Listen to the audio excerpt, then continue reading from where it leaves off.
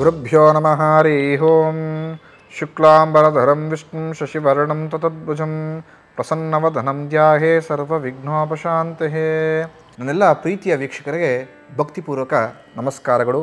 ಇಂದಿನ ಸಂಚಿಕೆಯಲ್ಲಿ ನಾನು ನಿಮಗೆ ಗಣಪತಿ ಪೂಜೆಯನ್ನು ಯಾವ ಉದ್ದೇಶಕ್ಕಾಗಿ ಮಾಡಬೇಕು, ಗಣಪತಿಯನ್ನು ಆರಾಧಿಸಿದರೆ ಯಾವ ಒಳ್ಳೆ ಫಲವನ್ನು ನಾವು ಪಡೆದುಕೊಳ್ಳಬಹುದು, ಗಣಪತಿ ಹೋಮದಲ್ಲಿ ಯಾವ ದ್ರವ್ಯಗಳನ್ನು ನಾವು ಅರ್ಪಿಸಿದರೆ ಭಗವಂತನಿಗೆ ಯಾವ ಇಷ್ಟಾರ್ಥಗಳನ್ನು ವೃದ್ಧಿ ಮಾಡಿಕೊಳ್ಬಹುದು ಅಂತೇಳಿ ಸಂಪೂರ್ಣವಾಗಿ ತಿಳಿಸಿಕೊಡುತ್ತೇನೆ.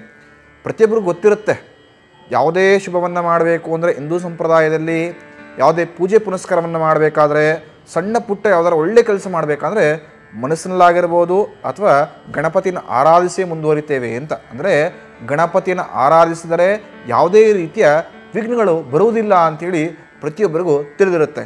ಆದರೆ ಗಣಪತಿಗೆ ಗಣಪತಿ ಎಂದು ಹೆಸರು ಏಕೆ ಬಂತು ಅಂತ ಎಷ್ಟೋ ಜನಕ್ಕೆ ಗೊತ್ತೇ ಇರೋದಿಲ್ಲ ಅಂತ. ಒಂದು ದಿನ ಭಗವಂತ ಕೈಲಾಸದಲ್ಲಿ ಕೂತಿದ್ದಾಗ ಭಗವಂತ ಅಂದರೆ ಗಣಪತಿ ಜೊತೆ ಷಣ್ಮುಗ ಅಂದರೆ ಕಾರ್ತಿಕೇಯ ಸುಬ್ರಹ್ಮಣ್ಯನಿಗೆ ಒಂದು ಸ್ಪರ್ಧೆ ಏರ್ಪಡುತ್ತದೆ. ಅಂದರೆ ಯಾರು ಶ್ರೇಷ್ಠ ಅಂಥೇಳಿ. ಆಗ ಪಾರ್ವತಿ ಸಹಿತವಾಗಿ ಶಿವ ಒಂದು ಪರೀಕ್ಷೆ ನೋಡುತ್ತಾನೆ.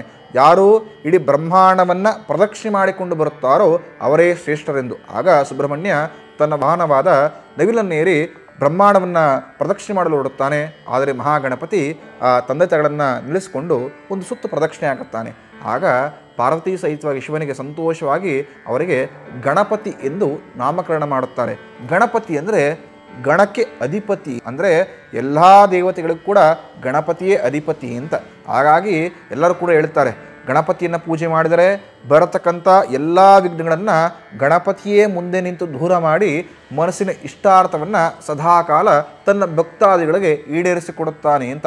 ಹಾಗಾಗಿ ನಾನು ತಿಳಿಸ್ಕೊಡ್ತೇನೆ, ಯಾವುದೇ ವ್ಯಕ್ತಿ ಒಬ್ಬ ಒಂದು ಸಣ್ಣ ವೆಹಿಕಲ್ ತೆಗೆದುಕೊಳ್ಬೇಕು ಅಂದರೆ ಅಥವಾ ಯಾವುದೋ ಒಂದು ಅಗ್ರಿಮೆಂಟಿಗೆ ನಾನು ಸೈನ್ ಹಾಕಬೇಕು ಗುರುಗಳೇ ಇವತ್ತು, ಅಥವಾ ನಾನು ಎಲ್ಲಾರ ಒಂದು ಒಳ್ಳೆಯ ಶುಭ ಪ್ರಯಾಣವನ್ನು ಬೆಳೆಸ್ತಾ ಇದ್ದೀನಿ ಅಂದರೆ ಮನಸ್ಸಿನಲ್ಲಿ ಗಣಪತಿಯನ್ನು ಪ್ರಾರ್ಥನೆ ಮಾಡಿಕೊಂಡು ಆ ಕೆಲಸವನ್ನು ಪ್ರಾರಂಭಿಸಿ ಖಂಡಿತವಾಗಿ ಯಾವುದೇ ರೀತಿ ವಿಘ್ನಗಳು ನಿಮ್ಮ ಜೀವನದಲ್ಲಿ ಸುಳಿಯುವುದೇ ಇಲ್ಲ. ಬರತಕ್ಕಂಥ ಎಲ್ಲ ವಿಘ್ನಗಳನ್ನು ಗಣಪತಿಯೇ ಮುಂದೆ ನಿಂತು ದೂರ ಮಾಡಿಬಿಡ್ತಾನೆ ಅಂತ.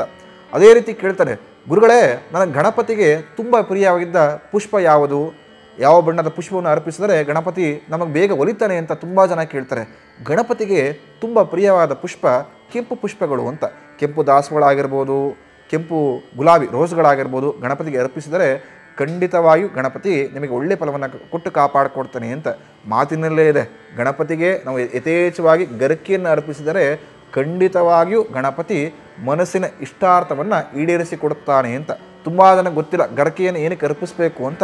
ಗಣಪತಿ ಒಂದ್ಸರಿ ಹೊಟ್ಟೆ ಹಸು ತಾಳಲಾರದೆ ತನ್ನ ತಾಯಿಯನ್ನು ಕೇಳಿದಾಗ ಪಾರ್ವತಿ ಅಲ್ಲೇ ಬೆಳೆದಿದ್ದ ಗರಿಕೆಯನ್ನು ನೀಡುತ್ತಾಳೆ. ಆ ಗರಿಕೆಯಿಂದ ಗಣಪತಿಯ ಹೊಟ್ಟೆ ಹಸು ನೀಗುತ್ತದೆ.